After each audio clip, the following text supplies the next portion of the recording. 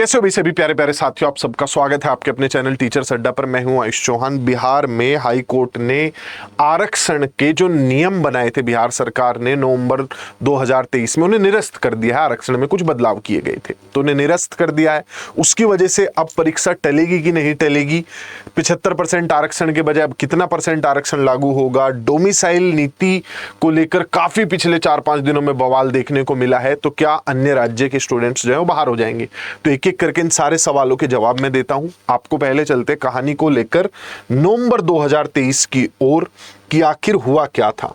तो 9 नवंबर 2023 को बिहार में आरक्षण के नए नियम लागू कर दिए जाते हैं, जिसके तहत दोनों सदन ये कह देते हैं, बिहार में ये कह दिया जाता है कि आरक्षण बढ़ा दो। कैसे बढ़ा दो, क्या बढ़ा दो, उसको भी एक बार थोड़ा समझ लीजिए। आरक्षण जो है वो 50% तक होता है, इसको लेकर नियम है सुप्रीम कोर्ट का कि 50% रखिए। लेकिन बिहार में थोड़ा थोड़ा सब कैटेगरीज में आरक्षण बढ़ाकर 50 के बजाय 65% कर दिया। 15% कुल मिलाकर आरक्षण अतिरिक्त दे दिया। इसमें 10% अगर आप इकोनॉमिक वीकर सेक्शन का भी लगा लें आरक्षण, जो कि केंद्र सरकार ने लागू किया था, तो कुल मिलाकर 75% आरक्षण हो गया था।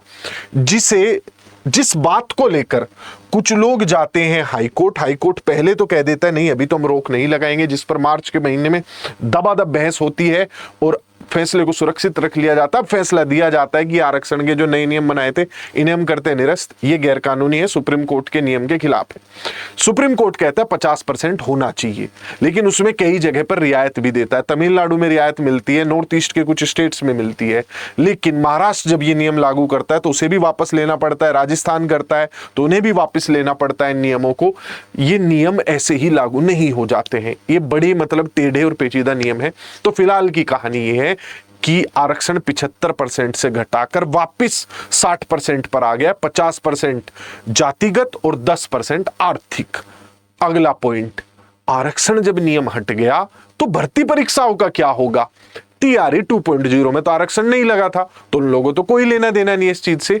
3.0 का नोटिफिकेशन आया था फरवरी में, तब आरक्षण होता था। उन्हें आरक्षण जो जितनी आप नोटिफिकेशन में सीट देखोगे आरक्षण के हिसाब से बाइफरकेटेड है वो, लेकिन वो भी अब इससे बाहर आ जाएंगी।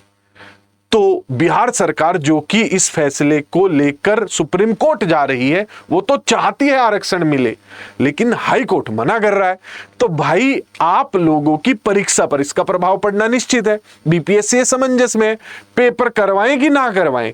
आरक्षण के नियम में बदलाव हो गया तो हमारा क्या होगा? आरक्षण नहीं दिया, बाद में लागू हो गया तो दिक्कत, दे दिया सुप्रीम कोर्ट ने हटा दिया तो दिक्कत, 4.0 इस वजह से डिले होगा। तो उन सारी चीजों पर भी मैं आप लोगों को बता देता हूं। 3.0 मतलब आप लॉजिकली समझिए, 3.0 का एग्जाम होना है 19 से 22 जुलाई। एग्जाम देते वक्त आरक्षण की जरूरत नहीं पड़ती, आरक्षण की जरूरत पड़ती है रिजल्ट के टाइम।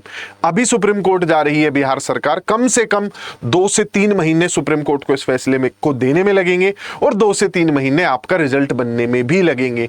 तो रिजल्ट एक बार आप लोगों का जब बन जाएगा, उसे जारी करने से पहले बिहार सरकार से बीपीएससी जरूर सलाह मशवरा करेगी कि आरक्षण लगाकर हम जारी करें कि आरक्षण हटाकर। तो सुप्रीम कोर्ट का जो भी फैसला रहेगा उसके हिसाब से आपका रिजल्ट बन जाएगा। तो परीक्षा जो 3.0 की उस पर तो कोई असर नहीं पड़ेगा। 4.0 जिसको लेकर काफी तैयारियां चल रही हैं, शिक्षा विभाग से गिनती पदों की करवाई जा चुकी है। कुल मिलाकर 2,17,000 पद रिक्त हैं अभी, जिसमें से कुछ शायद 3.0 में जाएंगे, कुछ 4.0 में मिलेंगे। तो उसके लिए बीपीएससी पूरी तरीके से तैयार है। बस छोटी सी चीज लिखनी है कि आरक्षण के नियम सुप्रीम कोर्ट के फैसले के तहत लागू होंगे। बस इतनी सी चीज लिखी जाएगी। 20 जुलाई के बाद आपको 4.0 का नोटिफिकेशन देखने को मिल जाएगा, अगर ये लोग हल्का सा भी दिमाग यूज कर लेते हैं, जो कि बीएड के टाइम पे भी हुआ था। बीएड के भी रिजल्ट को आपने देखा था, उसमें लिख दिया गया था कि बीएड वाले प्राइमरी में लागू मतलब एलिजिबल होंगे या नहीं होंगे, सुप्रीम कोर्ट के फैसले को देखते हुए हम रिजल्ट जारी कर देंगे। बाद में बीएड को बाहर किया गया, तो जब फैसला आया कि भाई बीएड बाहर है तो रिजल्ट भी वैसा ही आया, बीएड वालों को बाहर करके रिजल्ट जारी किया गया। तो सारी कहानी ये है, कोई बहुत बड़ा इसके वजह से बदलाव नहीं होगा। तो आप लोग निश्चिंत रहिए, मैं जब इतना मतलब आपको जो सारा लॉजिकल एनालिसिस दे रहा हूँ, हमारे अधिकारी तो इससे तेज होते ही हैं, वो तो इन सब चीज़ों को अच्छे से हैंडल कर ही पाएंगे कि पहले एग्जाम लेते हैं। बीपीएससी का मेन पर्पज एग्जाम लेना है, रिजल्ट के टाइम पर आरक्षण की चिंता की जाए तो बेहतर होगा। आरक्षण के चक्कर में परीक्षाएं नहीं टलेंगी, ठीक है, ये बात आप ध्यान रखिएगा। नोटिफिकेशन में भी छोटी सी लाइन ऐड करनी होती है कि सुप्रीम कोर्ट की वजह से आरक्षण के नियम अभी नहीं बता रहे, वो रिजल्ट के टाइम पे बताएंगे। चलते हैं डोमिसाइल को लेकर। भाई डोमिसाइल को लेकर जो सारी बातें चल रही हैं उसके पीछे कारण क्या है? कारण ये है कि कुछ लोगों ने अपर सचिव को पत्र लिखा था कि भाई डोमिसाइल नीति जो है वो लागू करो, जो सिर्फ बिहार के लोग हैं वही भर पाएंगे। तो अपर सचिव जी ने उसमें कह दिया था कि इसमें हमारा कोई हस्तक्षेप नहीं है, सरकार का निर्णय है।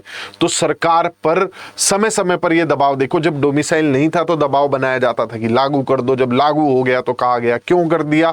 तो डोमिसाइल को लेकर मेरे हिसाब से तो पूरे देश में एक नियम आना चाहिए जिसमें या तो केंद्र सरकार हस्तक्षेप करे या बिहार सरकार हस्तक्षेप करे। सिंपल सी चीज है, या तो डोमिसाइल सब जगह लगा दो वरना सब जगह हटा दो। हमारा पूरा देश सबके लिए ओपन कर दो, या राज्यों के हिसाब से बांटी लो खुद देश को।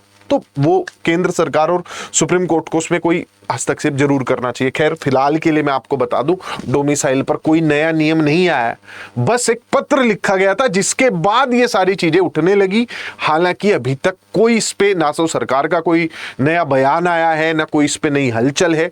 तो डोमिसाइल को लेकर आप लोग ना डरें, बिहार में अभी बाहरी राज्य के लोग अप्लाई कर सकते हैं अनारक्षित सीटों पर, और क्योंकि आरक्षण हट गया है तो अनारक्षित सीटें भी बढ़ गई हैं। तो कहीं ना कहीं बाहरी राज्य के लोगों का तो मतलब इनडायरेक्ट एक तरीके से फायदा ही हुआ है, सीटें ज्यादा बढ़ गई हैं।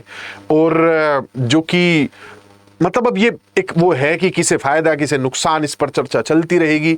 सार्थक चर्चा सब कोई भी नहीं करना चाहता है, कोई भी मतलब चीजों के प्लस माइनस को लेकर डिस्कस नहीं करना चाहते। हर कोई आदमी चाहता क्या है, अपने आप को आगे रख के फ्रंट पे डिस्कस करना चाहता है किसी भी चीज के फायदे नुकसान को, ना कि उसका इंपैक्ट क्या होगा सोसाइटी पे। उस तरीके से कोई डिस्कस नहीं करना चाहता। सब अपनी जाति को लेकर, सब अपने राज्य को लेकर उस तरीके से डिस्कशन करेंगे। इसी वजह से इन सब चीजों पर कोई हेल्दी डिस्कशन हो भी नहीं पाता है। तो खैर क्या कर सकते हैं, ये थी फिलहाल की सारी जानकारी। आप लोग 3.0 4.0 को लेकर निश्चित रहिए।